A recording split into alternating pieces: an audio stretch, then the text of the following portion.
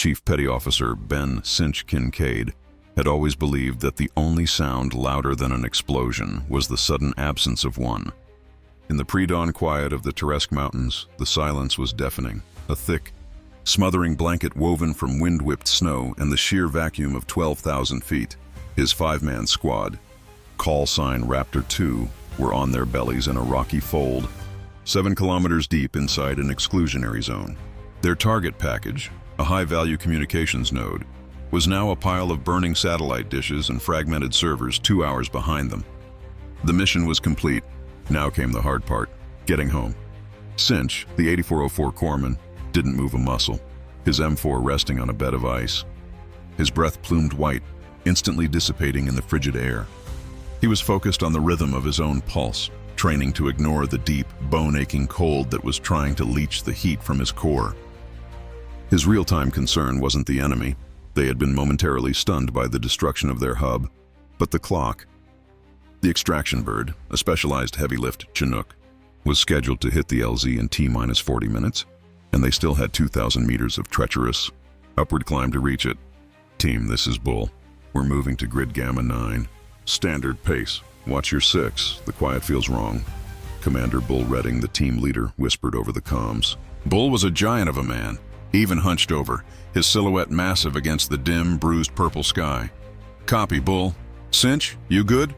Asked his point man, Sergeant First Class Marcus Ghost Herrera, a Delta operator cross-assigned to their unit for this specific joint mission. Good to go. Ghost. Just trying to figure out if my toes are still attached to my feet, Cinch muttered, clicking his rifle's safety on and levering himself up. They began their slow, agonizing ascent, moving as shadows across the white and gray landscape. Every footstep was calculated. Every rock was checked. Cinch was carrying the standard load, rifle, extra magazines, comms gear, but his kit also included the enormous, heavy ruck of a medic stuffed with trauma shears, chest seals, IV fluids, analgesics, a ventilator, and bags of clotting agents. It was his toolbox, his church, and his curse. He rounded a granite outcropping, following Ghost, when the point man suddenly dropped, his body snapping low against the rock. Hold. Contact, not hostile. Looks like a down operator. One click ahead, near the gorge lip. They're static. Ghost's voice was tight with disbelief. The team froze. A lone, static figure in this territory? It made no sense. This was an isolated, enemy-controlled area. Any friendly force would be deep cover and would have a comm schedule or a pre-coordinated extraction plan. Bull crawled up next to Cinch, pulling out his enhanced thermal monocular. "Give me eyes, Ghost!" Ghost spoke, his breath coming faster. They're small. Hard to tell. Gear looks non-standard. Dark uniform, almost black against the snow. There's a red signature, faint, spreading from the right side. "They're bleeding out, Bull." Bull swore under his breath, a low guttural sound of pure annoyance and professional caution. Could be a diversion, could be a trap. Cinch, Ghost, you move and confirm identity. Use non-lethal observation only. The rest of us cover. Cinch nodded, his adrenaline finally spiking to override the cold. His medic's instinct took over. Logic screamed, "Stay away. Don't risk the mission." His oath whispered, "Go." He and Ghost moved, covering the distance in a brutal low sprint. The snow crunched under their boots, the only sound apart from their heavy, ragged breathing. They closed the gap. The figure was slumped against a snowdrift, utterly still. "Clear," Ghost whispered, rifle trained on the surrounding peaks. No movement. "She's alone. She..." Cinch registered the gender only subconsciously. The figure was slight, wrapped in a uniform made of advanced matte black synthetic material that seemed to absorb all light. Her helmet was off, resting in the snow beside her, revealing a close-cropped braid the color of wet sand. Cinch dropped his rifle and grabbed his trauma kit. "Got eyes on the wound, Ghost?" "Looks like GSW right upper torso. Through and through, maybe." "She's pale, Cinch. Real pale. Low GCS, maybe unresponsive." Cinch was already beside her, his gloved hands tearing open the zipper of her outer layer.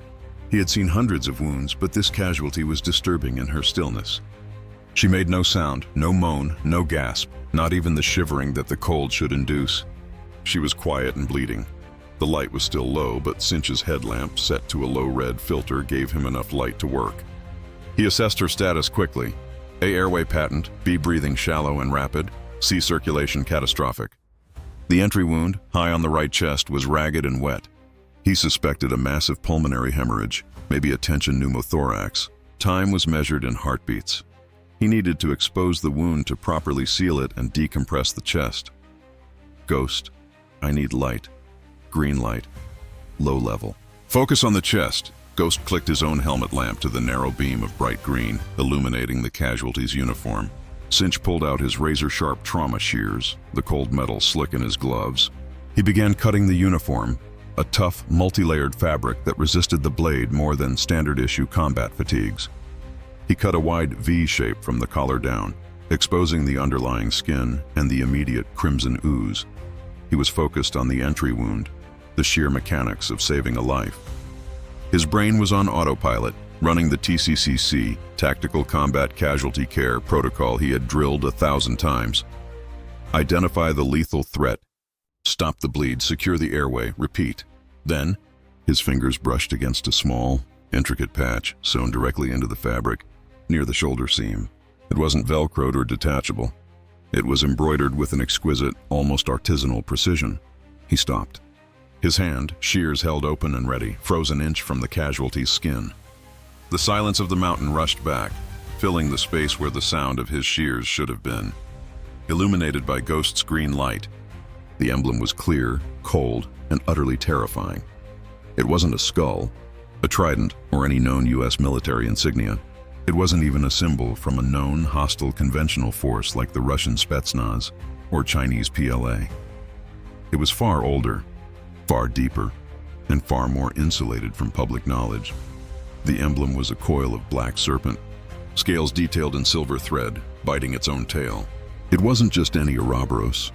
The style, the angular script around the edge that Cinch recognized from a decade-old top-secret intel briefing, was unique. It was the crest of the Directorat Ogon, the Fire Directorate, a deeply compartmentalized special operations branch of a powerful, neutral but rival geopolitical power. They were the stuff of high-level intelligence officers' nightmares. They didn't engage in conventional warfare. They executed deniable operations, destabilizing governments and conducting surgical assassinations. Their operatives were ghosts, their training mythical. They were the people his team was explicitly not supposed to encounter, let alone capture. The blood on the wound suddenly felt colder, alien. This wasn't a local fighter. This wasn't an insurgent. This was a direct, top-tier asset from a sovereign state that officially, they were not at war with, hostile. The word flashed across his professional mind, followed by a second, more damning thought. Execution order. In the field, an operative from this unit, if captured, represented an intelligence risk so immense that the standard operating procedure for every Western Special Operations Force was to ensure they did not leave the battle space alive. Cinch? What is it? You're burning time. Ghost's voice was a low, urgent hiss, cutting through the mental fog. Cinch didn't answer immediately. He looked down at the pale, still face of the casualty. She was beautiful, in the angular, sharp-featured way of someone who had seen too much and done too much. Her eyes were closed, her breathing fading. The life draining out of her was not the life of a pawn. It was the life of a highly trained warrior. His hand, the one with the shears, was shaking slightly, medic's oath. The memory was a sudden, jarring shard of glass, the field hospital in Afghanistan. The young private he couldn't save, the look of silent accusation in the dying boy's eyes. First, do no harm. But he was not a doctor in a hospital. He was a warrior on a battlefield. He took a slow, deep breath, pulling the TCCC card out of the mental slot where he kept it. The card did not have a footnote for hostile intelligence asset non-treatable. It only had save the wounded. Cinch. Talk to me! Bull's voice crackled from the comms. Closer now. Cinch made his decision. It was a purely medical one, divorced from nationality, allegiance, or geopolitics. I'm cutting. Massive hemothorax, possibly tension pneumo. This is a salvage job, Bull. We need to move her now if she's going to make it. She's critical. She's an operative, non-local, highly trained, Cinch whispered, choosing his words carefully, omitting the emblem. He couldn't risk the team leader making a field decision based on high-level protocol. He slammed the shears down, completing the cut. The uniform peeled back, revealing the extent of the damage. A bullet, probably a high-velocity 7.62, had grazed her ribcage and entered high on her right side, possibly traversing the upper lobe of the lung and catching a major vessel. She was in Class 4 hemorrhagic shock, the last stage before death. "Cinch, what is it?" "You're burning time." Ghost's voice was a low, urgent hiss, cutting through the mental fog. Cinch didn't answer immediately. He looked down at the pale, still face of the casualty. She was beautiful in the angular, sharp-featured way of someone who had seen too much and done too much. Her eyes were closed, her breathing fading. The life draining out of her was not the life of a pawn. It was the life of a highly trained warrior. His hand, the one with the shears, was shaking slightly. Medic's oath. The memory was a sudden, jarring shard of glass. The field hospital in Afghanistan. The young private he couldn't save. The look of silent accusation in the dying boy's eyes. First, do no harm. But he was not a doctor in a hospital. He was a warrior on a battlefield. He took a slow, deep breath, pulling the TCCC card out of the mental slot where he kept it. The card did not have a footnote for hostile intelligence asset non-treatable. It only had save the wounded, Cinch. "Talk to me." Bull's voice crackled from the comms, closer now. Cinch made his decision. It was a purely medical one, divorced from nationality, allegiance, or geopolitics. "I'm cutting. Massive hemothorax, possibly tension pneumo. This is a salvage job, Bull. We need to move her now if she's going to make it. She's critical. She's an operative, non-local, highly trained," Cinch whispered, choosing his words carefully, omitting the emblem. He couldn't risk the team leader making a field decision based on high-level protocol. He slammed the shears down, completing the cut. The uniform peeled back, revealing the extent of the damage. A bullet, probably a high-velocity 7.62, had grazed her ribcage and entered high on her right side, possibly traversing the upper lobe of the lung and catching a major vessel. She was in Class 4 hemorrhagic shock, the last stage before death. Cinch went into motion. His earlier hesitation vanished, replaced by the surgical focus of the medic. "Ghost, stabilize her head. I need 2 IV lines fast. Put a 14 gauge on the left forearm. I don't care if you have to dig for it." He worked the chest wound first. The skin around the injury was cyanotic, indicating a lack of oxygen and the increasing pressure inside the pleural space. Tension pneumothorax. He reached for his decompression needle, a long, thick catheter designed to puncture the chest wall and release the trapped air, re-inflating the collapsed lung. Locating the second intercostal space at the mid-clavicular line, he pushed the needle through, aiming just above the third rib. There was a sudden, violent hiss, the sound of compressed air escaping and a rush of blood and fluid. The air was pressurized like a bicycle tire. "There, that'll buy us 5 minutes." He slapped a vented chest seal over the entry wound. The next issue was the blood loss. She needed volume immediately. He attached a rapid infusion line to the IV set Ghost had just managed to get into the operative's wrist. "Ghost, get the TXA ready. I need 1 gram of tranexamic acid. I don't care about a baseline clotting factor, she's too far gone. Start warming up that plasma substitute too." As he worked, he stole a glance at the emblem, now slightly smeared with blood. The black serpent seemed to watch him, its silver eye cold and judgmental. He was committing an act of professional betrayal, or perhaps the purest form of his original oath. Bull and the rest of Raptor 2 arrived, spreading out to form a defensive perimeter. Bull looked down at the casualty, his expression unreadable behind his night vision goggles. "Report, Cinch. Who is she?" Bull's voice was low, demanding. "Female operative, non-NATO gear, single GSW to the chest. Stabilized attention pneumo. She's got no pulse for 5 seconds and she's dead, Commander. Hypotensive, she's dumping blood internally. We need to move her to the bird now for surgery. She's a package now, Bull. We can't leave her." Bull knelt, pulling a small, thin knife from his vest. He leaned over, ostensibly to check the casualty's equipment. Cinch knew what he was doing. He was looking for intel, or worse, preparing to end the problem. Bull's hand brushed near the shoulder where the patch was. Cinch subtly shifted his own arm, shielding the emblem from the commander's view. "Her gear is clean. No markings. Nothing on the vest. Comms are fried. She's using a customized subload vest. Titanium plate carriers. Cinch. High-end. Who is she working for?" Cinch lied cleanly, his voice steady. "No idea, Commander. Could be a private contractor, could be a local asset gone rogue. She's deep in the AO, though. Could be valuable intel. But the clock, sir. We've only got 30 minutes to that LZ. Bull stared at Cinch for a long moment. Cinch knew the commander was searching for an indicator, a flinch, a hesitation. Bull was good at reading his men. But Cinch was a professional liar when it came to life or death. He lied to patients, and he lied to his command if it meant a better chance of survival. Finally, Bull gave a curt nod. "Saddle up, Raptor 2, Cinch, she's your liability. Get her strapped to the litter. Ghost and Bear you carry. We move fast.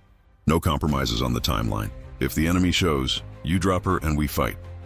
"Copy," Cinch said, the word heavy with a commitment he might regret. He knew he wouldn't drop her. The next 25 minutes were the most brutally intense phase of the mission. The extraction was no longer a swift surgical retreat. It was a desperate 3-mile forced march with a critical deadweight casualty. Cinch worked while they moved. He had secured the operative on a lightweight carbon fiber litter, strapping her tight. As Ghost and another SEAL, Bear, took the weight, Cinch walked alongside, one hand holding an IV bag, the other constantly monitoring her radial pulse, which was faint and thready. He was running the fluid wide open, trying to maintain just enough pressure to keep her organs perfused. He knew the fluid was a temporary measure. Every minute they weren't in a surgical theater was a nail in her coffin. The cold was their enemy, pushing her toward hypothermia, which would shut down her clotting cascade. They traversed a narrow, icy ridgeline. The wind screamed through the valley, a mournful sound that felt like a warning. Suddenly, the night erupted. "Contact! 300 RPG!" A brilliant white flash of light exploded hundreds of meters below them, followed by the deep, muffled thump of the weapon firing. The hostile forces had finally found them. Bull shouted into the comms. "Full speed. No stopping! Raptor 4, Raptor 5, return fire, keep their heads down!" The team sprinted forward, the litter bouncing dangerously. Cinch gripped the IV bag tighter, cursing. "Hold her steady, guys," Cinch yelled. "She's going to seize if you jar her too hard." They crested a small rise and saw the landing zone, a flat, wind-swept plateau. The distant throbbing whir of the Chinook's blades was audible, a beacon of safety and rescue. Then a second wave of contact. Enemy fighters, local militia, maybe reinforced by the Directorate's security detail, were climbing the ridge, firing tracers that cut through the darkness. Cinch heard the distinctive, sharp crack of a bullet striking rock just meters away. "Bull, they're closing fast." "I have visual on 3 hostiles flanking the north side," Ghost reported. Bull laid down a devastating burst of suppressed fire, dropping 2 of the figures. "Raptor 2, form up on the LZ."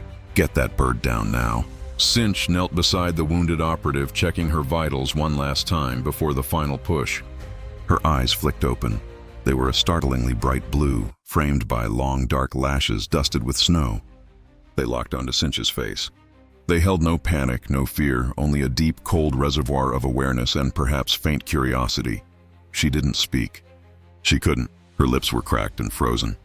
But her eyes narrowed fractionally as she looked past Cinch, scanning the fighting men around them. A brief flicker of understanding, an acknowledgement of her capture and impending fate. Then she focused back on the SEAL medic's face. Her lips moved, a barely visible tremor. "Spasibo," the Russian word for thank you. It was a whisper of sound, raw and scraped clean of emotion. Cinch merely nodded, pulling a thin, reflective survival blanket up over her chest. "Save your breath. We're not done yet." The Chinook arrived, its massive rotors stirring up a blizzard of fine snow and ice particles. The ramp slammed down. "Go! Go! Go!" Bull roared. Cinch sprinted up the ramp, Bear and Ghost heaving the litter behind him.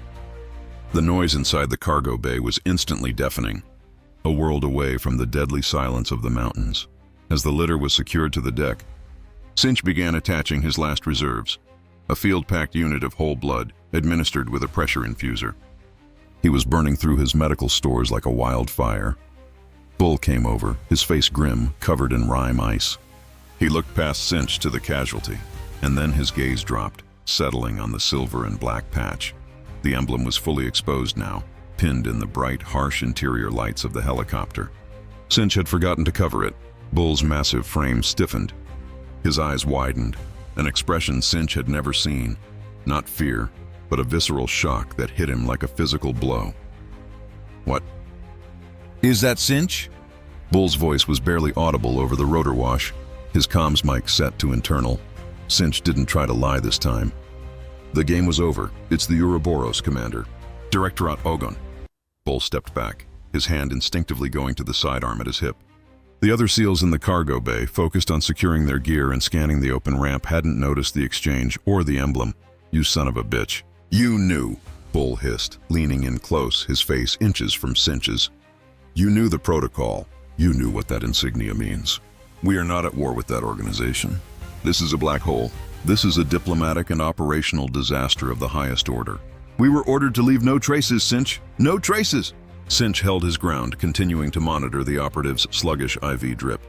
He met Bull's furious gaze without flinching. She's a human being, Commander. She was alive. She is salvageable. My oath is to preserve life. I will not make battlefield triage decisions based on geopolitical risk. She's stable now, but she needs surgery. If you terminate her, you don't terminate a liability. You terminate a potential intelligence asset, and you terminate my career. And my soul. Your soul? Don't talk about your soul to me, Kincaid. Your career is the least of my concerns. We are exposed. Do you know what kind of resources they will dedicate to recovering this asset? We just started a war over a goddamn sense of ethical duty. Bull spat the words out, his control wavering for the first time Cinch had ever witnessed. He knew Bull was thinking of the consequences, the inquiry, the court-martial, the damage to the entire covert program. With respect, Commander, Cinch said, his voice flat and steady. If we had left her to freeze or shot her, we would have created a body and an unknown disappearance. Now, we have a captive, potentially with weeks of mission-relevant data in her head. We treat her, stabilize her, and turn her over to the appropriate agency alive. That's more valuable than a dead ghost. The argument was a desperate medical-political gambit. Cinch was betting that the intelligence value of a top-tier live asset would outweigh the security risk of recovering a hostile operative. Bull rubbed his temple, his massive hand covering his night vision goggles. He was calculating the odds, running the mission parameters against the reality of the situation. The helicopter lifted higher, banking hard as it cleared the mountain range. They were out of immediate danger, but deep into a geopolitical nightmare. Fine. Bull finally conceded, the word tasting like ash. You saved her. Now you own her. She doesn't leave your sight, Cinch. You treat her, you stabilize her, and you sit on her. The moment we land, she is transferred to a black site medical facility. You and I will have a very long conversation with command. He motioned to Raptor 5. Switch to internal comms. Notify the extraction team we have a high-value, high-risk casualty. Code designation, Ouroboros. Repeat, Ouroboros. The message sent a shiver down the spine of the entire team. They now knew what they were carrying. The quiet hostility in the cargo bay was palpable.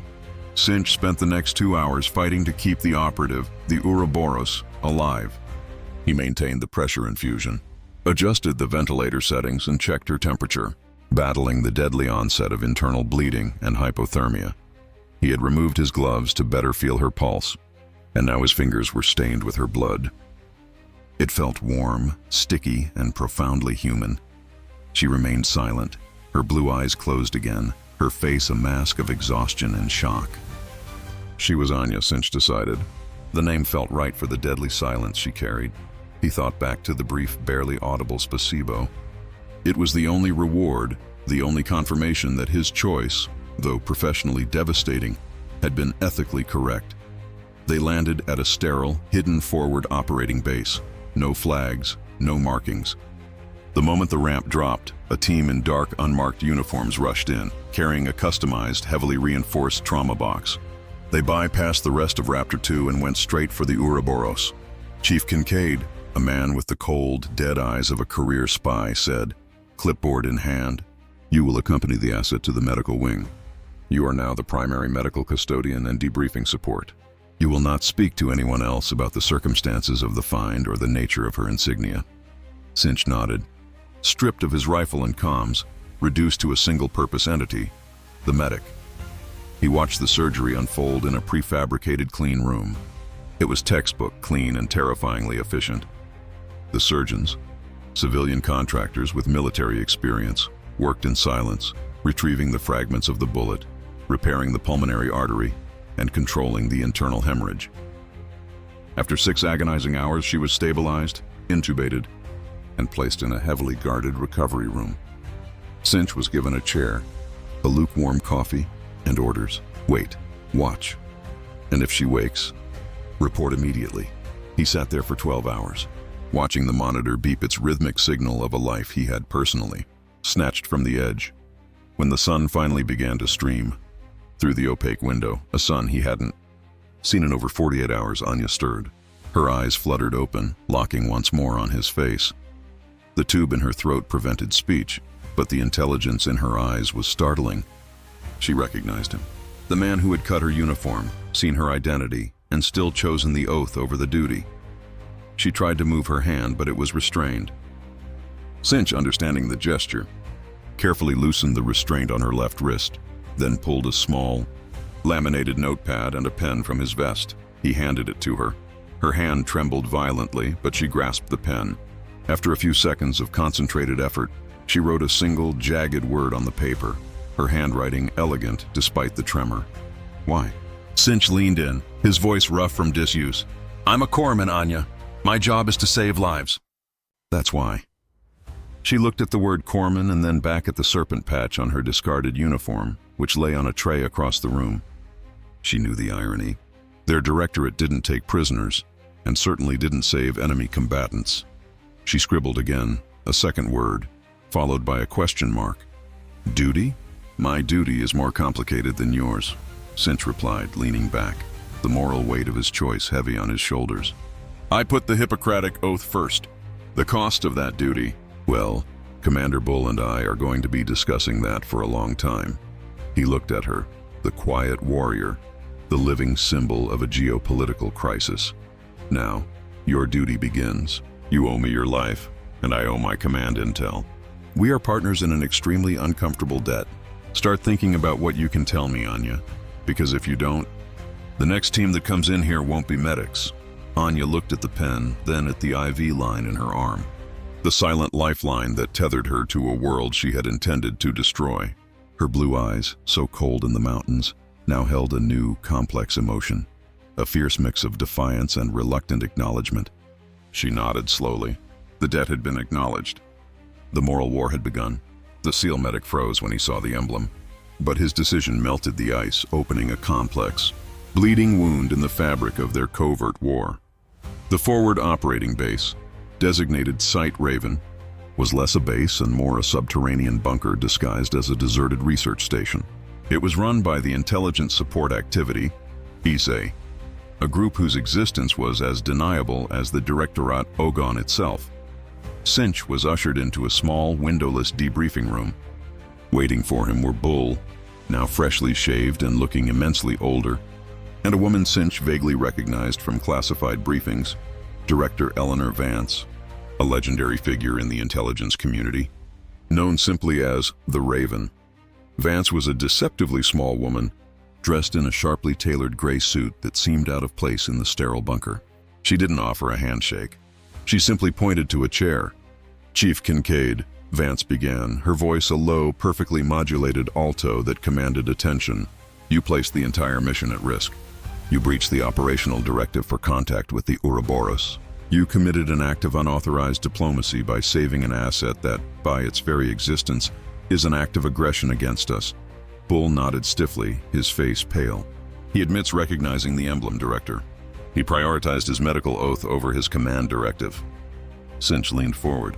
With respect, Director, I prioritize my oath to life over any directive that dictates leaving a salvageable human to die. Protocol dictates secure, stabilize, and evacuate. I secured a high-value asset, I stabilized her, and I delivered her. Had she been dead, the Ouroboros would know we were there and would be looking for the body. Now they are looking for a ghost. The difference is tactical advantage. Vance stared at him, her dark eyes analyzing his every micro-expression.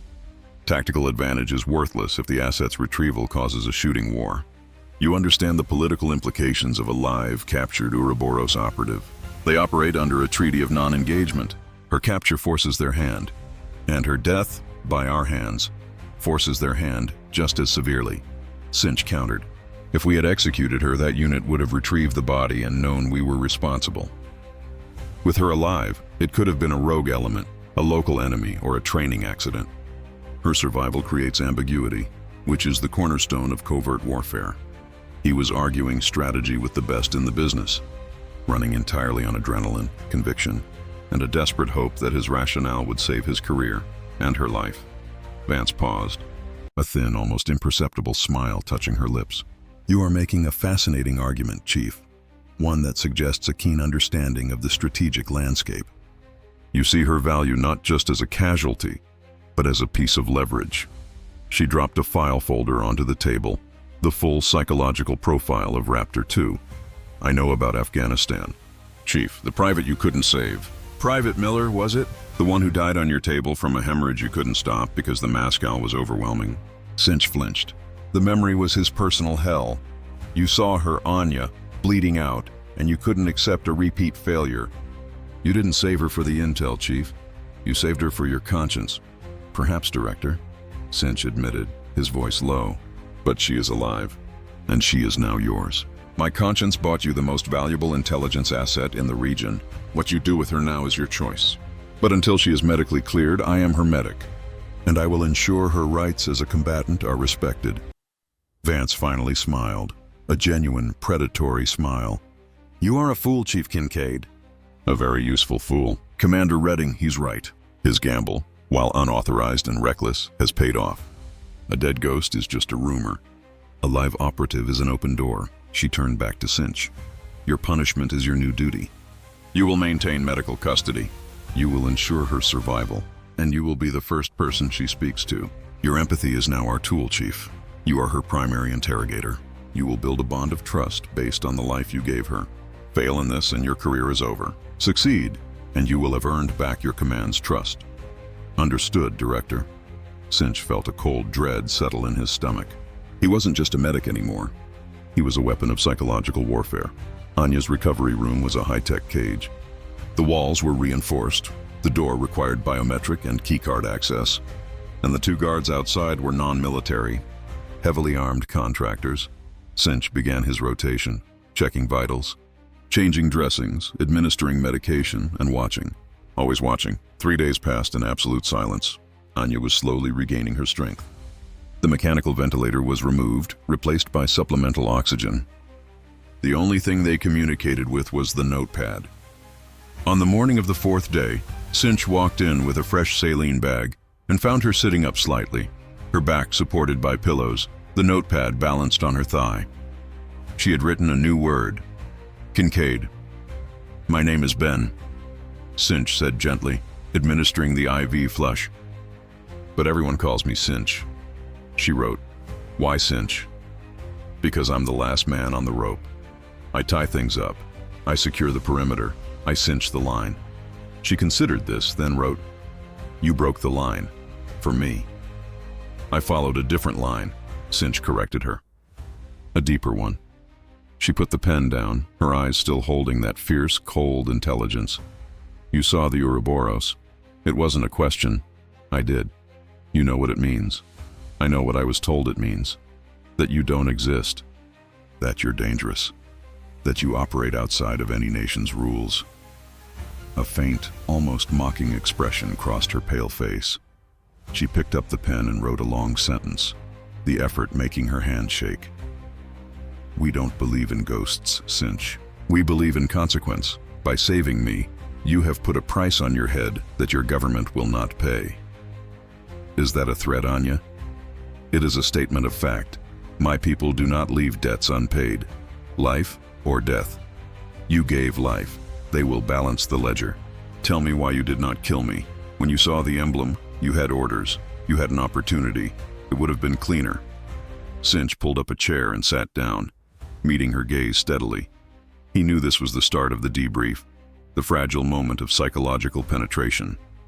"We are not the same, Anya. In my world, we have rules, even in the dark. Your uniform means you are trained to kill without hesitation. My uniform means I am trained to kill only when necessary and to heal when possible. When I saw the emblem, I saw a person who was seconds from death and who was salvageable. That's all. The symbol of the serpent was irrelevant. The humanity was not." He knew it sounded idealistic, perhaps even naive. But it was the truth. She stared at him, her eyes analyzing the sincerity in his. The Ouroboros operatives were not trained for this. They were trained for defiance, for capture or kill scenarios. They were not trained for gratitude or moral complexity. She scribbled one more time. The handwriting was bolder now, clearer. My name is Anya Petrova. I am a major in the directorate. My mission was the exfiltration of the communications hub data. I was betrayed by the local cell and shot by a double agent. Tell your Raven that. Tell her the threat is not my directorate. The threat is in your own house. Cinch felt a jolt of shock. That wasn't a defiant silence. It was a counterintelligence maneuver. She was offering a piece of the puzzle, a massive piece, in exchange for her life. The internal conflict he had risked everything for had just yielded the first vital piece of information. That's a huge claim, Major Petrova, Cinch said, his voice dropping to a low growl. Prove it. She closed her eyes, exhausted by the effort, and pointed a single trembling finger at her discarded uniform, specifically the Ouroboros emblem. If it was my directorate, Cinch, the bullet would have been poisoned. You would not have been able to save me. Cinch reported the information immediately. Director Vance listened, expressionless, only once breaking her silence to ask, did she seem credible? Yes, Director.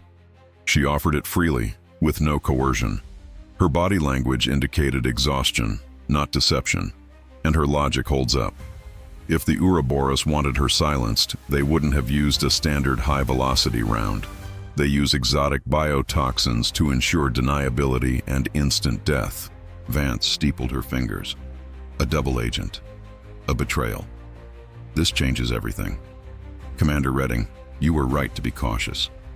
Chief Kincaid, you were right to save her. You bought us an intelligence coup. The next few days became a strained, highly compartmentalized partnership. Cinch, the medic, continued to treat Anya's physical wounds, while Cinch, the interrogator, worked to mend the psychological gap between them. Anya, surprisingly, remained cooperative.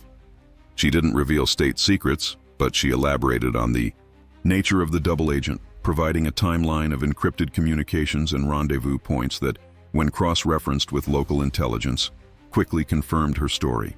She was indeed betrayed. The people who shot her were not her comrades, but a local terror cell working in concert with a sleeper agent inside the larger, non-directorate hostile intelligence service. One evening, Cinch was changing the massive bandage on her chest. He was working carefully, his fingers brushing the smooth, pale skin around the surgical sutures. The emblem, Cinch murmured, trying a different tack. Why the serpent? The Ouroboros? Anya watched him, her bright eyes steady. She picked up the pen and wrote a single word. Eternity. Eternity in what sense? Eternal service? She shook her head slowly. Eternal consequence. Everything we do is a cycle. We are born in the dark, we work in the dark, and we return to the dark. The circle never breaks. Your action, saving me, was an external force on our cycle. It created a flaw in our perfect loop. She then pointed to the faded tattoo on her own wrist, a thin, almost invisible line of script. The cycle demands balance. When one life is saved, another must be paid. That is the true law of the Ouroboros. Cinch felt a chill that had nothing to do with the bunker's temperature. You're telling me that someone is going to come for me? To balance the scales? She nodded, a slight, almost imperceptible movement. Your life is now the debt, the consequence of my survival. You saved a life that was meant to be lost. My people cannot tolerate a flaw in the system. They will correct it. Just then, the door to the medical bay burst open. It wasn't the guards. It was Bull, his face a mask of panic. Cinch, get up. We've got a massive breach. Perimeter alarms are screaming. Not a local force, this is professional. Black choppers, non-standard configuration. They're running a jammer blanket that's crippling our comms. Cinch's heart hammered against his ribs. The consequence. The serpent had come to collect. He looked at Anya. She was staring past him toward the door, her expression a mix of resignation and grim satisfaction. They didn't come to kill me, Cinch, she whispered. her voice still weak but clear. "They came to take me home. They came to balance the books." Bull shoved a sidearm into Cinch's hand. "We're evacuating the asset now. We're not losing her. You medic, you guard her. If we are overrun, you shoot her. Protocol is back on. Deny the asset." Cinch held the pistol, the cold steel heavy in his hand. He looked at the face of the woman he had risked everything to save. He looked at the emblem. And he froze for the second time. He had saved her based on the principle of life. Now, that same life was demanding his loyalty to the very enemy unit he was sworn to fight. If he shot her, he was Bull's man. If he defended her, if he saved her again, he was Anya's. "No," Cinch said, lowering the pistol slightly. "I won't shoot her, Commander. I saved her life once. If I have to, I'll save it again. But if they're here for her, they're here for me too. I am the debt. We're getting out, but we're going together." "You're relieved of duty, Chief," Bull roared, raising his own weapon. Anya, summoning incredible strength, pushed herself forward, tearing the IV lines out of her arm, and screamed a single Russian word at Bull that Cinch didn't understand, but whose ferocity stopped the commander in his tracks. She then looked at Cinch and wrote her final, terrifying instruction on the notepad. "We fight together. Only you know their weaknesses. I will guide you out. Now, Cinch, the cycle must continue." Cinch pocketed the notepad, secured his pistol, and grabbed Anya's arm. He had gone from medic to betrayer, from savior to partner. The white silence of the mountain had been replaced by the roar of battle, and the bleed was now open and catastrophic. The debt was being called in. The Ouroboros was complete. Cinch and Bull, their conflict forgotten in the immediate chaos, secured Anya. Sirens blared across the subterranean base. The tactical display showed the breach points, 3 massive drills boring through the earth, deployed from the unidentified aircraft. The Ouroboros force was small, surgical, and utterly ruthless. "Anya," Cinch whispered, strapping her into a ballistic vest. "Where is the weak point?" She pointed to the ventilation schematic on the wall. The only non-guarded egress was the primary waste vent, a chute leading hundreds of feet up to a disguised grate on the mountain exterior. "Too small for a team, too hard for me," Bull countered. "No, Commander," Cinch said, adjusting the straps on Anya's vest. "It's perfect. It's what they wouldn't expect." Bull nodded, his respect for Cinch's newfound ruthlessness clear in his eyes. "Raptor 2, fall back to the medical wing. We're going up the chute." The exchange was brutal. The Ouroboros team were ghosts, silent, efficient, and lethal. They used non-standard weaponry, including silenced, high-powered rifles and specialized flashbangs that disabled electronics. As Cinch hauled Anya toward the vent, he saw one of the Ouroboros operators, a tall, masked figure, step into the corridor. The figure wore the same black light-absorbing uniform and, unmistakably, the silver serpent patch. The Ouroboros operator stopped, saw Anya, and then, slowly, looked at Cinch. The gun did not waver. The operator raised a hand, making a complex, silent gesture. Anya looked at the operator and made a counter gesture, a slow, deliberate movement with her free hand, a salute, but also a command. The masked figure paused, then lowered the rifle. The debt had been communicated. Cinch was to be spared for now. The consequence was personal, not immediate. "Go," Anya hissed, pushing Cinch toward the vent. Cinch and the remaining SEALs fought their way to the vent shaft. Bull provided covering fire, and Cinch, using the medical knowledge that now served as his unique combat skill, was able to climb the massive, smooth chute. With Anya's surprisingly strong grip aiding him, they burst out onto the mountain face, into the freezing night air. The black choppers were circling, searching. The base was in lockdown.